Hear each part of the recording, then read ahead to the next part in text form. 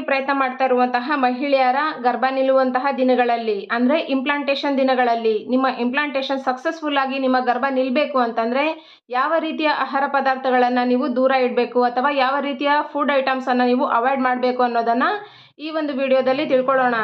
Specially ನಿಮ್ಗೆ ಏನಾದರೂ PCOD ಸಮಸ್ಯೆ ಇದ್ದರೆ, ಎಂಡೋಮೆಟ್ರಿಯೋಸಿಸ್ ಸಮಸ್ಯೆ ಇದ್ದರೆ, ನಿಮ್ದೇನಾದರೂ ಹೀಟ್ ಬಾಡಿ ಆಗಿದ್ದರೆ ನೀವು ನಾನು ತಿಳಿಸ್ಕೊಡುವಂತಹ ಈ ಆಹಾರ ಪದಾರ್ಥಗಳನ್ನು ಅವಾಯ್ಡ್ ಮಾಡಲೇಬೇಕು. ಆಗ ಮಾತ್ರ ನಿಮ್ಮ ಪ್ರೆಗ್ನೆನ್ಸಿ ಪಾಸಿಬಲ್ ಆಗೋದು. ಸೊ ಯಾವೆಲ್ಲ ಫುಡ್ ಐಟಮ್ಸ್ಗಳನ್ನು ದೂರ ಮಾಡಬೇಕು ಅನ್ನೋದನ್ನು ತಿಳಿಸ್ಕೊಡೋಣ.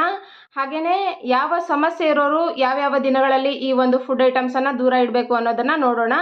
ಇವತ್ತಿನ ಈ ವಿಡಿಯೋ ತುಂಬಾ ಯೂಸ್ಫುಲ್ ಆಗಿನೇ ಇನ್ಫಾರ್ಮೇಟಿವ್ ಆಗಿರುವಂಥದ್ದು. ಹಾಗಾಗಿ ವಿಡಿಯೋನ ಸ್ಕಿಪ್ ಮಾಡದೆ ಕೊನೆವರೆಗೂ ನೋಡಿ. ಇದರಿಂದ ನಿಮಗೆ ಕಂಪ್ಲೀಟ್ ಆಗಿರುವಂತಹ ಇನ್ಫಾರ್ಮೇಷನ್ ಸಿಗುತ್ತೆ.